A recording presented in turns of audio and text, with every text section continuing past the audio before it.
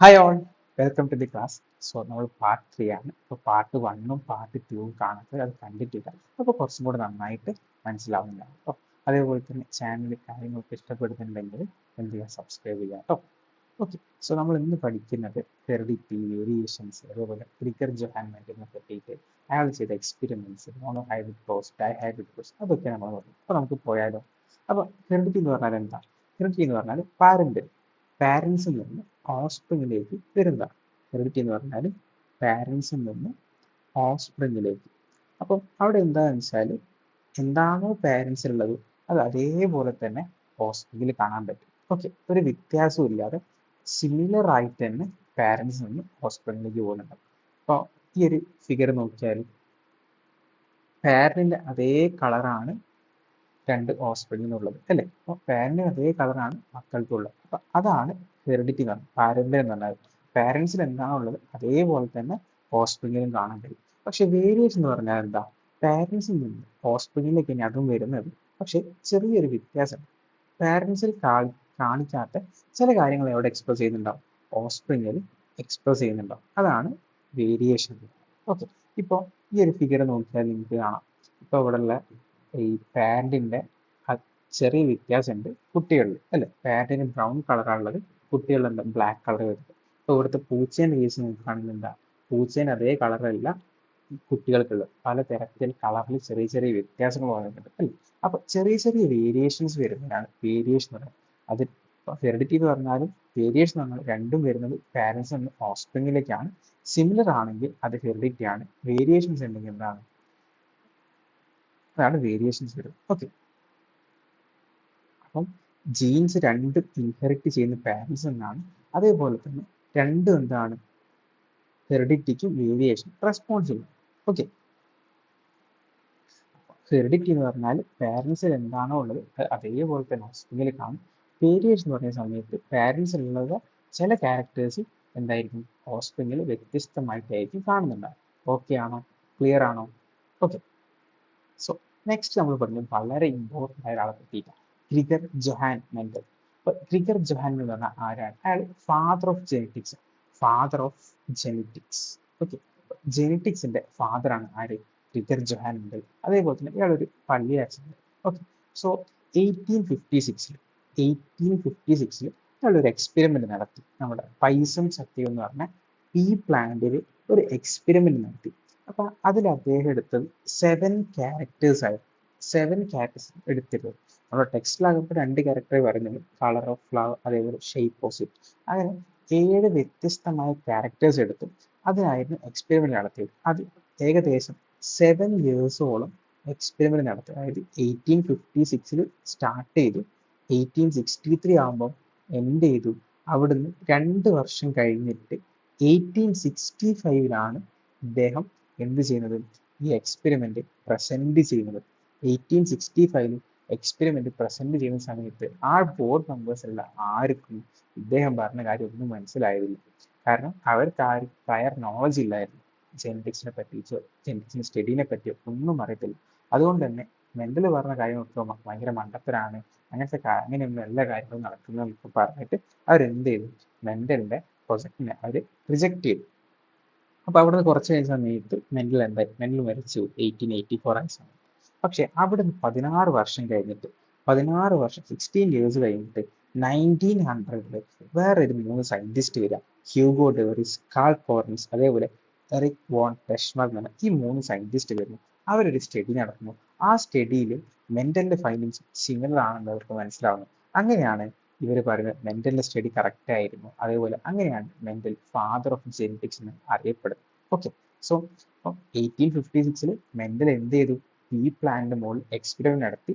7 contrasting characters ആയിരുന്നു എടുത്തത്. അതിൽ തന്നെ 7 വർഷം കഴിഞ്ഞിട്ടായിരുന്നു പുള്ളി ഈ എക്സ്പെരിമെന്റ് പൂർത്തിയായത്. അതായത് 1856 തുടങ്ങി 1863 ആകുമ്പോൾ എൻഡ് ചെയ്തു. അവിടുന്ന് 2 വർഷം കഴിഞ്ഞിട്ട് 1865 പ്രസന്റ് ചെയ്യുന്നു. അത് എന്ത് ചെയ്യുന്നു, അവിടുത്തെ ബോർഡ് മെമ്പേഴ്സ് റിജക്ട് ചെയ്തു. അവിടുന്ന് കുറച്ച് കഴിഞ്ഞ സമയത്ത് മെന്റൽ മരിച്ചു പോകുന്നു. അവിടുന്ന് 16 വർഷം കഴിഞ്ഞിട്ട് 1900 3 സയന്റിസ്റ്റ് വരുന്നു. ആരൊക്കെയാ? Hugo de Vries, Carl Correns and Erich von Tschermak എന്ന 3 സയന്റിസ്റ്റ് വരുന്നു. അവർ ഒരു എക്സ്പെരിമെന്റ് നടത്തുന്നു. അങ്ങനെ അവർക്ക് മനസ്സിലാവുന്നു മെൻഡലിന്റെ ഫൈൻഡിങ്സും അവരുടെ ഫൈൻഡിങ്സും സിമിലർ ആണ്. അങ്ങനെ മെൻഡലിന് അവർ എന്ത് പറഞ്ഞു, മെൻഡൽ ചെയ്ത കാര്യം കറക്റ്റ് ആണെന്ന് മെൻഡലിന് ഫാദർ ഓഫ് ജെനറ്റിക്സിന്റെ ഓർഡറൈസേഷൻ കിട്ടുന്നു ചെയ്യും. ഇപ്പൊ മെൻഡൽ പറഞ്ഞൊരു കാര്യമുണ്ട്, ഒരു ലോ ഓഫ് ഇൻഹെറിറ്റൻസ്. അപ്പം ആ എന്താ പറയുന്നത് വെച്ചാൽ ഒരു പെയർ ഓഫ് ഫാക്ടേഴ്സ്, ഒരു പെയർ ഓഫ് ഫാക്ടേഴ്സ് ആണ് ഒരു ക്യാരക്ടറിനെ കൺട്രോൾ ചെയ്യുന്നത്. അതേപോലെ അത് സിമ്പിൾ യൂസ് ചെയ്തിട്ടാണ് റെപ്രസെന്റ് ചെയ്യുന്നത്. ഓക്കെ, അത് അതേപോലെ തന്നെ ഈ ജീനിനെ മെന്റലി വിളിച്ച് ഫാക്ടേഴ്സ് ആണ്. ഓക്കെ, അപ്പം പുള്ളി പറഞ്ഞത് എന്താ, ഒരു പെയർ ഫാക്ടറാണ് ഒരു ക്യാരക്ടർ. ടോൾ എന്ന് പറഞ്ഞ ഒരു ക്യാരക്ടർ എടുക്കുകയാണെങ്കിൽ അത് നമ്മൾ എങ്ങനെയാണ് റെപ്രസെന്റ് ചെയ്യുന്നത്, ക്യാപിറ്റൽ ടി ക്യാപിറ്റൽ ടി. അപ്പൊ ഇങ്ങനെ റെപ്രസെന്റ് ചെയ്യുകയാണെങ്കിൽ അപ്പോൾ ഒരു ക്യാരക്ടറിനെ റെപ്രസെന്റ് ചെയ്യുന്നത് ഒരു പെയർ ഓഫ് ഫാക്ടേഴ്സ്. അപ്പോൾ ടി ഉണ്ട്, ഈ ടി ഉണ്ട്. ഒരു ടി വരുന്നത് മദറിൻ്റെ അകത്തുനിന്ന്, മറ്റൊരു ടി വരുന്നത് ഫാദറിൻ്റെ അകത്തുനിന്നാണ്. ഓക്കെ, അപ്പം നമ്മളൊരു പെയർ ഓഫ് ഫാക്ടേഴ്സ് എടുക്കുക, അല്ലെങ്കിൽ ഒരു ക്യാരക്ടർ എടുക്കുകയാണെങ്കിൽ അതിനെ കൺട്രോൾ ചെയ്യുന്ന ഒരു പെയർ ഓഫ് ഫാക്ടേഴ്സ് ആണ്. അതിലെ ഒരു പെയർ വരുന്നത് മദറിൻ്റെ അടുത്ത് നിന്നും ഒരു പെയർ വരുന്നത് ഫാദറിൻ്റെ അടുത്ത് നിന്നുമാണ്.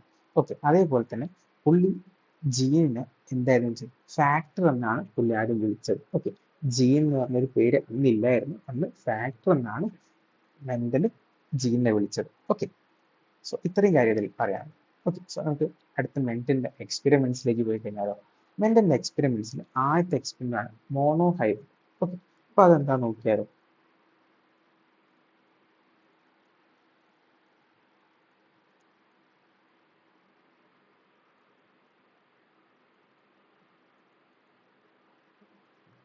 Monohybrid cross.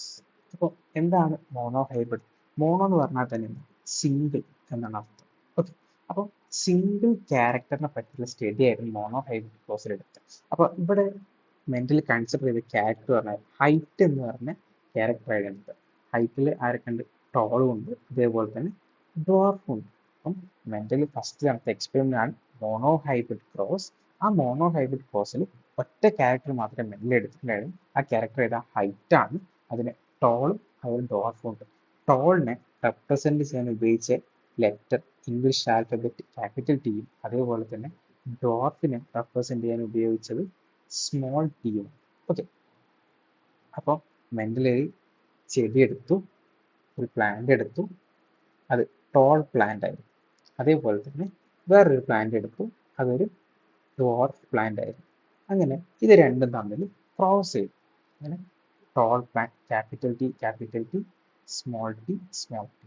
അങ്ങനെ ഇത് രണ്ടും മെന്റൽ എന്ത് ചെയ്തു, ക്രോസ് ചെയ്തു. ഒരു ടോൾ പ്ലാന്റ് ഒരു ഡോർഫ് പ്ലാന്റും എടുത്ത് ക്രോസ് ചെയ്ത സമയത്ത് പുള്ളിക്ക് അതിന്റെ ഓസ്പ്രിങ് എന്താ കിട്ടിയെന്ന് അറിയാം, അത് ടോൾ പ്ലാന്റ് ആണ്, capital T small T. Okay, അപ്പം ഡോമിനന്റ് ആരാണോ അവരാണ് എക്സ്പ്രസ് ചെയ്യുന്നത്. അപ്പം നമുക്ക് അതൊക്കെ കുറച്ച് എനിക്ക് പറയാം കേട്ടോ. ഓക്കെ, അപ്പം ക്യാപിറ്റൽ ടി സ്മോൾ ടി ആണ് പുള്ളി കിട്ടിയത്. അപ്പം അതെന്താണ്, ടോൾ പ്ലാന്റ് ആയിരുന്നു. അപ്പൊ പുള്ളി കൺഫ്യൂഷൻ വന്നു. ഇപ്പൊ ഞാൻ എടുത്തത് ഒരു ടോൾ പ്ലാന്റും എടുത്തു, ഒരു ഡോർഫ് പ്ലാന്റും എടുത്തു, പക്ഷെ കിട്ടിയത് എന്താ, ടോൾ പ്ലാന്റ്.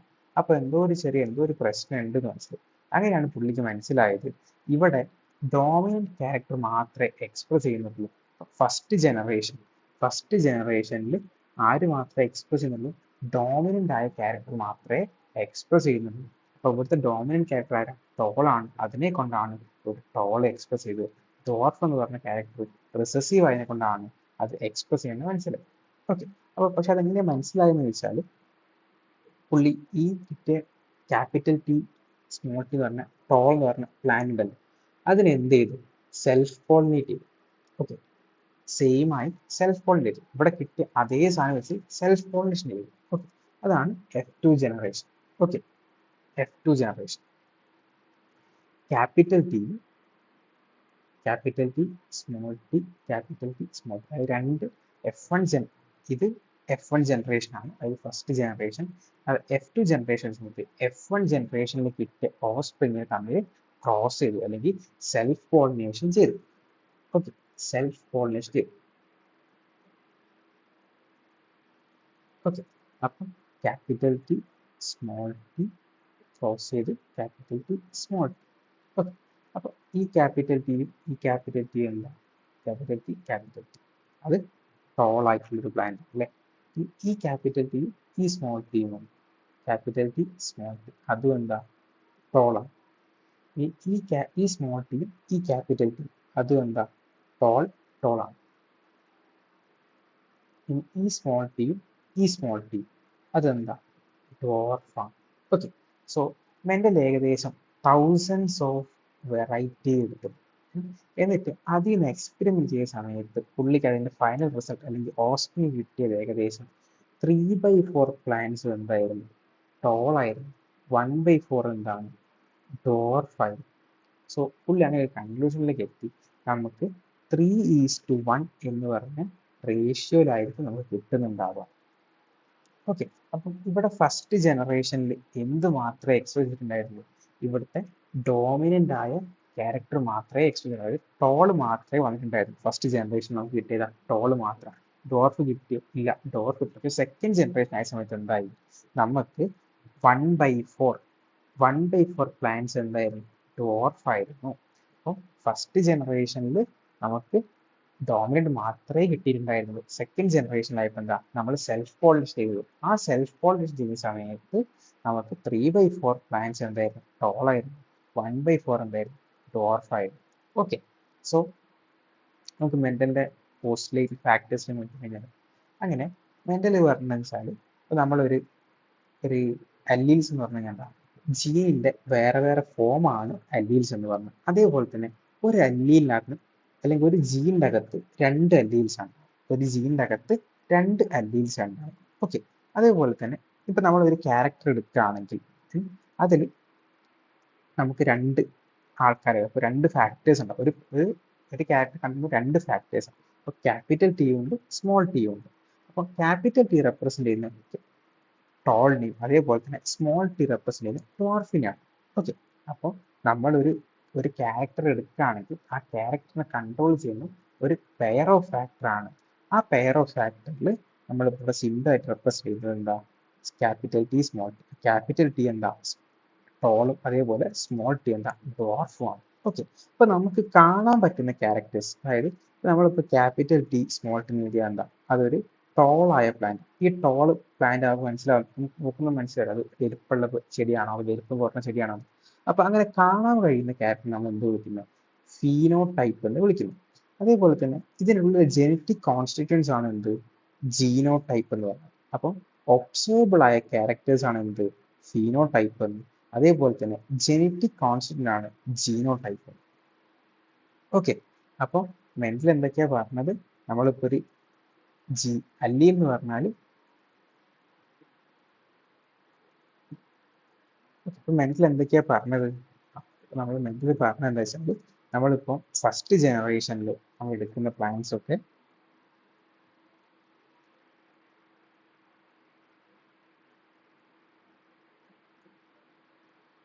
ഓക്കെ, നമുക്ക് മെന്റലിന്റെ പോസ്റ്റ്രേറ്റ്സ് പോയാലോ. അപ്പോൾ ഒരു ട്രേറ്റ് അല്ലെങ്കിൽ ഒരു ക്യാരക്ടർ കൺട്രോൾ ചെയ്യുന്ന 2 ഫാക്ടേഴ്സ് ആണ്. അതേപോലെ തന്നെ when a pair of contrasting trait is subjected to hybridization, only one of the contrasting trait is expressed in the offspring of the first generation and other remains hidden. That the trait appears in the first generation is called dominant trait and the hidden trait is called recessive trait. Okay, the trait hidden in the first generation reappears in the second generation. അപ്പോൾ അതായത് mental എന്താ പറയുന്നത്, ഇപ്പോൾ നമ്മളൊരു ക്യാരക്ടറിനെ എടുക്കുകയാണെങ്കിൽ ആ ക്യാരക്ടറിനെ കൺട്രോൾ ചെയ്യുന്നത് 2 ഫാക്ടേഴ്സ് ആണ്. ഇപ്പോൾ നമ്മൾ ടോൾ എന്ന് പറഞ്ഞ ഒരു ക്യാരക്ടർ എടുത്തു കഴിഞ്ഞാൽ അതിൽ ക്യാപിറ്റൽ ടി സ്മോൾ ടി ആണെങ്കിൽ അല്ലെങ്കിൽ ക്യാപിറ്റൽ ടി ആണെങ്കിൽ അതിൽ ഒരു ക്യാരക്ടർ ഫാദറിൽ നിന്നും ഒരു ക്യാരക്ടർ മദറിൽ നിന്നാണ് വരുന്നുണ്ടാവും. ഓക്കെ, അതേപോലെ തന്നെ ഇവിടെ എന്താ പറയുന്നത്, നമ്മൾ ഒരു ട്രേറ്റ് എടുത്തു, അതിനെ ക്രോസ് ചെയ്യുന്ന സമയത്ത് നമുക്ക് ഫസ്റ്റ് ജനറേഷനിൽ നമുക്ക് എന്ത് മാത്രമേ കാണാൻ പറ്റത്തുള്ളൂ, ഡോമിനന്റ് ആയ ക്യാരക്ടർ ഏതാണോ ഡോമിനന്റ് ക്യാരക്ടർ അത് മാത്രമേ നമുക്ക് കാണാൻ പറ്റത്തുള്ളൂ. നമ്മളിവിടെ ക്രോസ് ചെയ്ത സമയത്ത് നമുക്ക് ഏത് ക്യാരക്ടർ എക്സ്പ്രസ് ആയിട്ട് ഫസ്റ്റ് ജനറേഷനിൽ ടോള് മാത്രമേ, അപ്പൊ ടോളാണ് ഇവിടുത്തെ ഡോമിനന്റ്. ഓക്കെ, അപ്പോൾ ഇപ്പൊ മെന്റൽ പറയുന്നത് വെച്ചാൽ ഫസ്റ്റ് ജനറേഷനിൽ നമുക്ക് ഏതാണോ എക്സ്പ്രസ് ആവുന്നത് അതാണ് ഡോമിനന്റ് ട്രേറ്റ്. അതേപോലെ തന്നെ നമുക്ക് ഫസ്റ്റ് ജനറേഷനിൽ നമുക്ക് എന്ത് കിട്ടിയിട്ടില്ല, ഡോർഫ് കിട്ടിയിട്ടില്ല. അപ്പൊ നമുക്ക് ഫസ്റ്റ് ജനറേഷനിൽ ഹിഡൻ ആയി നിന്ന ട്രേറ്റ് ഏതാണോ ആ ട്രേറ്റിനെ വിളിക്കുന്ന പേരാണ് റിസസീവ് ട്രേറ്റ്. അതേപോലെ തന്നെ നമ്മൾ സെക്കൻഡ് ജനറേഷനിലേക്ക് വരുന്ന സമയത്ത് ഫസ്റ്റ് ജനറേഷനിൽ ഹിഡനായി കിടന്ന ട്രേറ്റ് എന്താ സെക്കൻഡ് ജനറേഷനിൽ അപ്പിയർ ചെയ്യും. ഇവിടെ നമുക്ക് ഫസ്റ്റ് ജനറേഷനിൽ ടോള് മാത്രമല്ലേ കിട്ടിയിട്ടുള്ളൂ, പക്ഷെ ഡോർഫ് കിട്ടിയിട്ടുണ്ടായിരുന്നു ഇല്ല. പക്ഷെ സെക്കൻഡ് ജനറേഷൻ വന്ന സമയത്ത് എന്തായി, നമുക്ക് ഇവിടെ ടോളും കിട്ടി ഡോർഫും കിട്ടി. അതായത് ഇവിടെ എന്താണ് മെന്റൽ പറയുന്നത്, നമ്മൾ സെക്കൻഡ് ജനറേഷൻ വരികയാണെന്ന സമയത്ത് ആ ഫസ്റ്റ് ജനറേഷനിൽ ഏതാണോ ഹിഡൻ ആയി കിടന്നത് അത് സെക്കൻഡ് ജനറേഷനിൽ കാണാൻ പറ്റും. ഫസ്റ്റ് ജനറേഷൻ നമുക്ക് ടോൾ പ്ലാന്റ് മാത്രമേ കാണാൻ പറ്റുള്ളൂ, പക്ഷെ സെക്കൻഡ് ജനറേഷൻ ആയ സമയത്ത് എന്താ നമുക്ക് ടോളും കിട്ടി ഡോർഫും കിട്ടി. ഇവിടെ ഡോർഫ് ആയിരുന്നു റിസസീവ് ക്യാരക്ടർ, അതായത് ഹിഡൻ ക്യാരക്ടർ. ഫസ്റ്റ് ജനറേഷനിൽ ഹിഡൻ ആയി നിന്ന ക്യാരക്ടർ ആയിരുന്നു ഡോർഫ് ആയിരുന്നു, പക്ഷെ സെക്കൻഡ് ജനറേഷൻ ആയപ്പോൾ എന്താ അവർ അപ്പിയർ ചെയ്യും. ഓക്കെ ആണോ? ഓക്കെ. ഇനി അതേപോലെ തന്നെ when gametes are formed, the factors that determine trait get separated without mixing. ഇപ്പം നമ്മളിപ്പോൾ ഒരു ക്യാരക്ടർ എടുക്കാൻ വിചാരിച്ചു. ഞാനിപ്പോൾ ഒരു ടോളും എടുത്തു, അതേപോലെ തന്നെ ഒരു ഡോർഫും എടുത്തു. ഡോർഫ് എടുത്തു. ഇത് സെഗ്മെന്റ്, അതായത് നമുക്ക് എന്താ പറയുക, മെയ്റ്റിങ്ങിന്റെ സമയത്ത് സെപ്പറേഷൻ വരും. ആ സെപ്പറേഷൻ വരുന്ന സമയത്ത് എന്താ, ഇതൊരിക്കലും മിക്സ് ആയി പോകത്തില്ല. ഓക്കെ, ഇതൊരിക്കലും മിക്സ് ആയി പോകത്തില്ല. അപ്പൊ അതായത് ഇപ്പം ഒരു പ്ലാന്റിന്റെ ഹൈറ്റ് തീരുമാനിക്കുന്ന ജീൻ ഇതാണെങ്കിൽ ആ പ്ലാന്റ് ചിലപ്പം അതിന്റെ കളർ ചിലപ്പം തീരുമാനിക്കുന്ന ഒരു ജീന് വേറെ ഇതാണെന്ന് വിചാരിച്ചു, ബി ആണെന്ന് വിചാരിച്ചു. പക്ഷെ ഇത് രണ്ടും തമ്മിൽ മിക്സപ്പ് ആയി പോകുന്നില്ല. ഇപ്പൊ ടി ഇപ്പൊ എന്താ, ടി വേണമെങ്കിൽ ക്യാപിറ്റൽ ടി ആവാം സ്മോൾ ടി ആവാം, കളർ ഇപ്പം കൂടുകയും ചെയ്യാം കുറയുകയും ചെയ്യാം. പക്ഷെ ഇത് രണ്ടും സെപ്പറേറ്റ് ആയിട്ട് തന്നെ വരുന്നുണ്ടാവും, ഒരിക്കലും അത് മിക്സപ്പ് ആയി പോകത്തില്ല. അതായത് ഹൈറ്റ് കൂടുന്ന ജീൻ ഒരിക്കലും കളറിനെ തീരുമാനിക്കുന്നില്ല, അതേപോലെ കളർ തീരുമാനിക്കുന്ന ജീൻ ഒരിക്കലും ഹൈറ്റിനെ തീരുമാനിക്കുന്ന ജീനെ കൺട്രോൾ ചെയ്യുന്നില്ല, അല്ലെങ്കിൽ അത് തമ്മിൽ മിക്സ് ആയി പോകുന്നില്ല. അതായത് ഗാമേറ്റ്സ് ഫോം ചെയ്യുന്ന സമയത്ത് നമുക്ക് നമുക്ക് നമുക്ക് വേണ്ട ക്യാരക്ടേഴ്സ് ഒരിക്കലും മിക്സപ്പ് ആയി പോകുന്നില്ല. ഏത് ക്യാരക്ടർ ആണോ പാരന്റ് അത് അതേപോലെ തന്നെ അടുത്ത ജനറേഷനിലേക്കും വരുന്നുണ്ട്, ഒരിക്കലും മിക്സ് ആവാത്ത രീതിയിൽ. ഓക്കെ, അതേപോലെ ഇവിടെ കിട്ടുന്ന റേഷ്യോ ഏതാ, 3:1 റേഷ്യോ ആണ്. ഓക്കെ, ഇത്രയുള്ള സംഭവം. 3:1 റേഷ്യോ എന്താ, ത്രീ പറഞ്ഞ എവിടെയാ, നമുക്ക് ഇവിടെ ടോളാണ്. 1 എന്ന് പറയുന്നത് ഡോർഫാണ്. കാരണം നമ്മൾ ഏകദേശം 1000 പ്ലാന്റ്സിൽ എടുത്തു കഴിഞ്ഞാൽ അതിൽ മോർ ദാൻ 3/4 എന്താ ടോൾ പ്ലാന്റ്, 1/4 മാത്രമേ ഡോർഫ് പ്ലാന്റ് ഉള്ളൂ. ഓക്കെ ആണോ? അപ്പൊ ഒന്ന് ഓടിച്ചിട്ട് നോക്കിയാലോ ഒന്ന്. ഓക്കെ,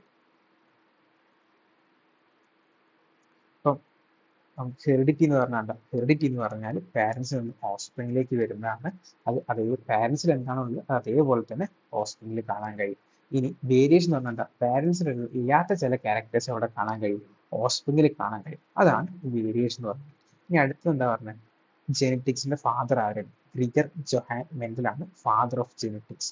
മൂപ്പര് ചെയ്ത എക്സ്പെരിമെന്റ് ഏത് പ്ലാനിലായിരുന്നു? പൈസം സത്യം എന്ന് പറഞ്ഞ പി പ്ലാനിലായിരുന്നു.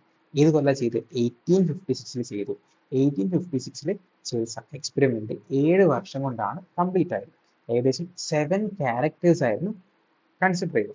അങ്ങനെ 1856 തുടങ്ങിയ എക്സ്പെരിമെന്റ് 1863 എൻഡ് ചെയ്തു. അവിടുന്ന് 2 വർഷം കഴിഞ്ഞിട്ട് 1865 മെന്റൽ എക്സ്പെരിമെന്റ് പ്രസന്റ് ചെയ്തു. പക്ഷെ അവർ എന്ത് ചെയ്തു, അത് റിജക്ട് ചെയ്തു. കാരണം അത് ബോർഡ് മെമ്പേഴ്സ് ആർക്കും മെന്റൽ പറഞ്ഞ കാര്യമൊന്നും മനസ്സിലായില്ലായിരുന്നു. അവിടുന്ന് കുറച്ച് കഴിഞ്ഞപ്പോൾ 1884 ആയ സമയത്ത് മെന്റൽ മരിച്ചുപോയി. അവിടുന്ന് 16 വർഷത്തിന് ശേഷം വേറെ 3 സയന്റിസ്റ്റ് വന്നു. Hugo de Vries, Carl Correns, Erich von ടെസ്ട്രോങ് എന്ന 3 സയന്റിസ്റ്റ് വന്നു. അവരൊരു സ്റ്റഡി നടത്തി. എന്നിട്ട് അവരുടെ ഫൈൻഡിങ്സും മെന്റലിന്റെ ഫൈൻഡിങ്സും സിമിലർ ആയിട്ടും അവർക്ക് മനസ്സിലായി മെന്റൽ പറഞ്ഞ കാര്യങ്ങൾ ശരിയായിരുന്നു. അങ്ങനെ മെന്റലിന് ഒരു ഓതറൈസേഷൻ കൊടുത്തു. മെന്റലാണ് ജെനറ്റിക്സിന്റെ ഫാദർ. ഓക്കെ, ഇനി മെന്റലിന്റെ എക്സ്പെരിമെന്റ്സ് ആണ്. മെന്റലിന്റെ എക്സ്പെരിമെന്റ്സ് ആയതെന്ന് പറയുന്നത് മോണോഹൈബ്രിഡ് ക്രോസ്. മോണോഹൈബ്രിഡ് ക്രോസ് എന്ന മോണോ മീൻസ് സിംഗിൾ. അപ്പോൾ ഒറ്റ ക്യാരക്ടർ മാത്രം എടുത്തിട്ട് എന്ത്, ഹൈറ്റ് എന്ന് പറഞ്ഞ ഒരു ക്യാരക്ടർ എടുത്തിട്ട് പുള്ളി എന്ത് ചെയ്തു, എക്സ്പെരിമെന്റ് നടത്തി. ഓക്കെ, അപ്പോൾ അതിൽ ടോളും ഉണ്ട് ഡോർഫും ഉണ്ട്. പുള്ളി ഒരു ടോൾ പ്ലാന്റും എടുത്തു, അതേപോലെ ഒരു ഡോർഫ് പ്ലാന്റും എടുത്തു. അങ്ങനെ ചെയ്ത സമയത്ത് ഫസ്റ്റ് ജനറേഷൻ കിട്ടിയത് ടോള് മാത്രമായിരുന്നു. അതിലൊരിക്കലും പുള്ളിക്ക് എന്ത് കിട്ടിയില്ല, ഡോർഫ് എന്ന് പറഞ്ഞാൽ ഹൈറ്റ് കുറഞ്ഞ പ്ലാന്റ് കിട്ടിയതേ ഇല്ല. അപ്പോൾ പുള്ളിക്ക് ഭയങ്കര കൺഫ്യൂഷൻ ഒക്കെ ആയി. അങ്ങനെ പുള്ളി എന്ത് ചെയ്തു, ഇവിടെ കിട്ടിയ ടോൾ പ്ലാന്റിന് അതിനെന്ത് സെൽഫ് പോളിനേറ്റ് ചെയ്തു. സെൽഫ് പോളിനേറ്റ് ചെയ്ത സമയത്ത് പുള്ളിക്ക് എന്ത് കിട്ടി, 3/4 പ്ലാന്റ്സ് ടോളും 1/4 പ്ലാന്റ് എന്തായി ഡോർഫ് പോയി. അങ്ങനെ 3:1 റേഷ്യോയിൽ പുള്ളിക്ക് അത് കിട്ടി. ഓക്കെ, അപ്പൊ അതിനെ ബേസ് ചെയ്തിട്ട് പുള്ളി കുറച്ച് കാര്യങ്ങൾ പറഞ്ഞു. ഓക്കെ, അപ്പോൾ നമ്മളിപ്പോൾ ഒരു ജീൻ എടുക്കുകയാണെങ്കിൽ അല്ലെങ്കിൽ അല്ലീൽസിന്റെ വേറെ വേറെ ഫോമാണ് ജീൻ എന്ന് പറയുന്നത്. അതേപോലെ തന്നെ ജീൻ എന്ന് പറഞ്ഞാൽ രണ്ട് അല്ലീൽ, ഒരു ജീനകത്ത് രണ്ട് അല്ലീല ഉണ്ടാവുന്നുണ്ട്. അതേപോലെ നമ്മളിപ്പോൾ ഒരു ക്യാരക്ടർ എടുക്കുകയാണെങ്കിൽ അതിൽ ക്യാപിറ്റൽ ലെറ്റർ ഡോമിനന്റ് ക്യാരക്ടറിന്, അതേപോലെ സ്മോൾ ലെറ്റർ റിസസീവ് ആയ ഇതിനാണ് സൂചിപ്പിക്കുന്നത്. അപ്പോൾ ഇവിടെ ഹൈറ്റ് എടുക്കുകയാണെങ്കിൽ ക്യാപിറ്റൽ ടി എന്താണ് ടോളും, സ്മോൾ ടി ഡോർഫാണ് റെപ്രസെന്റ് ചെയ്യുന്നത്. അതേപോലെ നമുക്ക് കാണാൻ കഴിയുന്ന അല്ലെങ്കിൽ ഒബ്സർവ് ചെയ്യാൻ പറ്റുന്ന ക്യാരക്ടേഴ്സ് എന്താ പറയുക ഫീനോ ടൈപ്പ് എന്ന്, അതിനുള്ളിലെ ജെനറ്റിക് കോൺസ്റ്റൻസ് എന്താണ് ജീനോ ടൈപ്പ് ആണ്. ഓക്കെ, ഇപ്പൊ മെന്റലിന്റെ ഈ മോണോഹൈബ്രിഡ് കോഴ്സിലെ മോസ്റ്റ്ലീഡ്സ് കാര്യം നോക്കിയാലോ, അപ്പൊ ഒരു പെയറിനെ കൺട്രോൾ അല്ലെങ്കിൽ ഒരു ട്രേറ്റിനെ കൺട്രോൾ ചെയ്യുന്ന രണ്ട് ഫാക്ടേഴ്സ് ആണ്. അതേപോലെ തന്നെ നമ്മളിപ്പോൾ ഒരു ട്രേറ്റ് എടുത്ത് ക്രോസ് ചെയ്യുകയാണെങ്കിൽ അതിൽ ഒരു കോൺട്രാസ്റ്റിംഗ് ട്രേറ്റ് മാത്രമായിരിക്കും ഫസ്റ്റ് ജനറേഷൻ അപ്പിയർ ചെയ്യുന്നത്. ഫസ്റ്റ് ജനറേഷനിൽ ആരാണോ ഡോമിനന്റ് അവർ മാത്രമേ എക്സ്പ്രസ് ചെയ്യത്തുള്ളൂ. പക്ഷെ സെക്കൻഡ് ജനറേഷൻ ആവുന്ന സമയത്ത് ഫസ്റ്റ് ജനറേഷനിൽ ഹിഡൻ ആയ ആളും എവിടെ അപ്പിയർ ചെയ്യും, സെക്കൻഡ് ജനറേഷനിൽ അപ്പിയർ ചെയ്യും. ഫസ്റ്റ് ജനറേഷനിൽ ഡോമിനന്റ് ആയ എല്ലിയിലായ ടോൾ മാത്രമേ എക്സ്പ്രസ് ചെയ്തിട്ടുണ്ടായിരുന്നില്ല. പക്ഷെ സെക്കൻഡ് ജനറേഷൻ ആവുന്ന സമയത്ത് എന്തായി, അവിടെ ടോളും വന്നു, ഡോർഫും വന്നു. ഫസ്റ്റ് ജനറേഷനിൽ ഹിഡൻ ആയ ആരായിരുന്നു, ഡോർഫായിരുന്നു. പക്ഷെ അവർ എവിടെ അപ്പിയർ ചെയ്തു, സെക്കൻഡ് ജനറേഷനിൽ അപ്പിയർ ചെയ്തു. അതേപോലെ തന്നെ നമ്മൾ ഒരു ഗാമേറ്റ് എടുക്കുന്ന സമയത്ത് അതൊരിക്കലും ആ ഗാമേറ്റ് ഫോം ചെയ്യുന്ന സമയത്ത് ഒരിക്കലും മിക്സ് ആയി പോകുന്നില്ല. ഓക്കെ, അതേപോലെ തന്നെ ഇവിടെ റേഷ്യോ എന്താ, സെക്കൻഡ് ജനറേഷൻ 3:1 റേഷ്യോ ആണ്. 3 ആൾക്കാർ എന്താ ടോളാണ്, ഒരാൾക്കാർ ഡോർഫ്. ഓക്കെ, സോ ഇത്രയേ ഉള്ളൂ. ഇനി അടുത്ത ഡൈ ഹൈബ്രിഡ് ക്രോസ് ആണ്. ഓക്കെ, അതിലേക്ക് പോയാലോ.